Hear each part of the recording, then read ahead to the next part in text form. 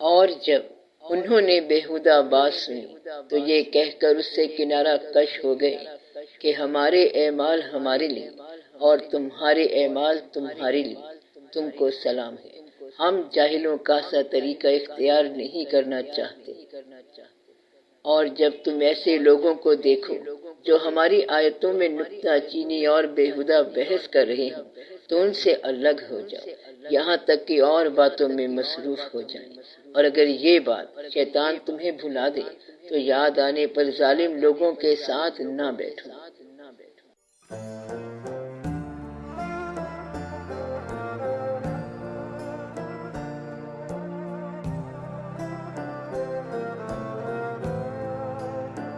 آپ فرماتے ہیں کہ تم چپ ہو جاؤ کیونکہ اب کچھ ہونے والا ہے، تو یہ سب کچھ کیسے ہوگا؟ کبھی آپ نے یہ دیکھا یا سنا کہ ایک درویش تھے اور انہوں نے چپ کا روزہ رکھ لیا؟ کبھی آپ نے یہ بات سنی؟ تو ایک درویش تھے، انہوں نے اپنا ہیڈ کوارٹر بدل لیا اور گاؤں میں چلے گئے۔ وہاں وہ کسی سے ملتے جلتے نہیں تھے، تخلیے میں چلے گئے تھے۔ آپ یہ دیکھیں کہ یہ کون سا مقام ہوتا ہے جہاں چپ کرا دیا جاتا ہے اور بندہ چپ کر جاتا ہے۔ یہ وہ مقام ہوتا ہے کہ جب صاحبان عقل گستاخ ہو جائیں، وہاں پر فقیر کو خاموش رہنے کا حکم ہو جاتا ہے۔ انہیں بتایا جاتا ہے کہ ان کی عقل جو ہے اب گستاخی میں داخل ہو گئی ہے اور اب یہ ان کی سزا ہے، اور یہ ان عقل والوں کے لیے بہت بڑی سزا ہے جن کی عقل نے ان کو گستاخ بنا دیا ہے کہ فقیر خاموش ہو جائے۔ عقل اگر آپ کو ہمبل انکسار نہیں بنا رہی ہے تو سمجھو کہ بہت بڑی سزا ہے۔ کوئی بھی بڑی تبدیلی، ٹوٹل ٹرانسفارمیشن یا معاشرے کی تخلیق یا کوئی اور واقعہ جو ہے اس وقت تک کبھی معرض وجود میں نہیں آئے گا جب تک کہ عقل مؤدب ہونی شروع نہ ہو جائے۔ گستاخ عقل جو ہے یہ عطاب ہے، اس عقل والے کے اوپر بھی ہے اور باقیوں کے لیے بھی ہے۔ فی الحال کچھ آثار نمودار ہوئے ہیں اور میں نے دیکھا ہے کہ عقلیں جو ہیں کچھ مؤدب ہو رہی ہیں، اور عذاب کی شکل میں سزا جو ہوتی ہے وہ عقل مندوں کے باغی ہونے پر ہوتی ہے۔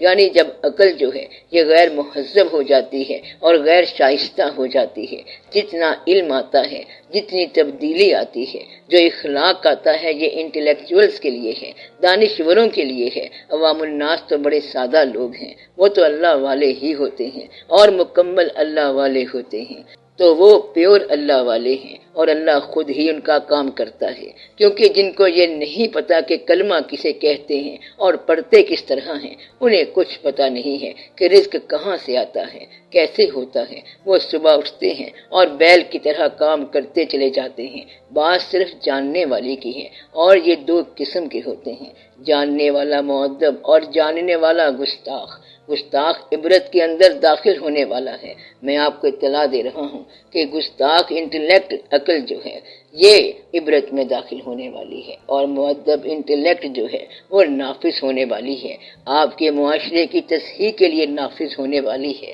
آپ لوگ بتائیں کہ اور کیا چاہیے؟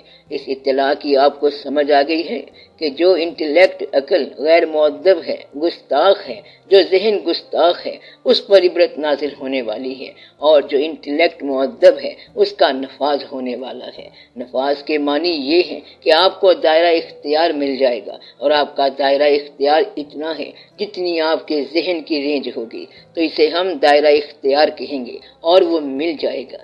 یہ اسی لائف کے اندر ہوگا، اور یہ نہیں ہے کہ میں کوئی خواب کی بات بتا رہا ہوں یا آنے والے زمانے کی بات ہو، ریموٹ فیوچر کی بات ہو، مستقبل بعید کی بات ہو۔ مثلا یہ کہ جو 40 سال بعد شروع ہو جائے۔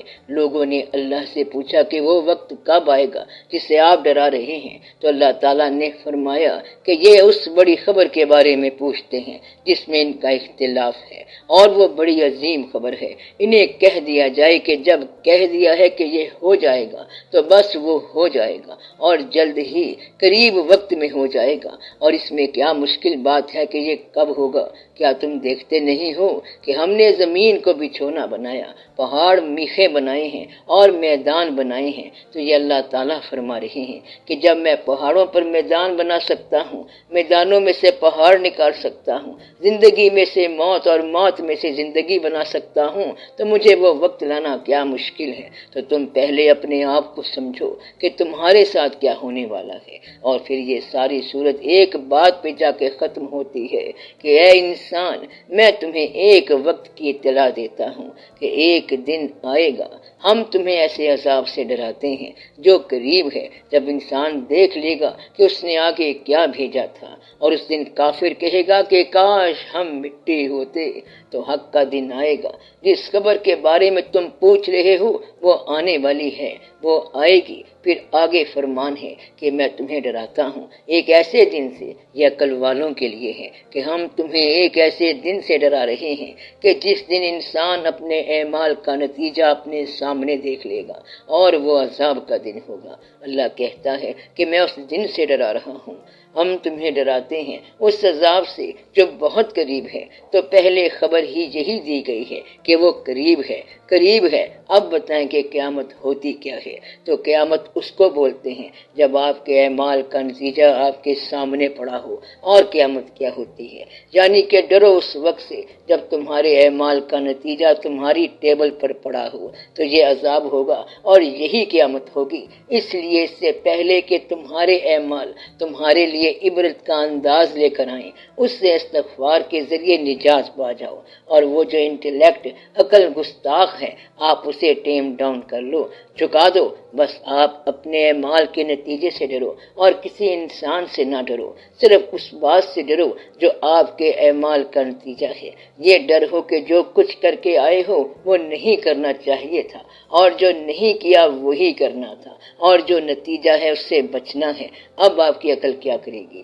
یہ اللہ کے انداز ہے، اور اللہ تعالیٰ کی کیا بات ہے!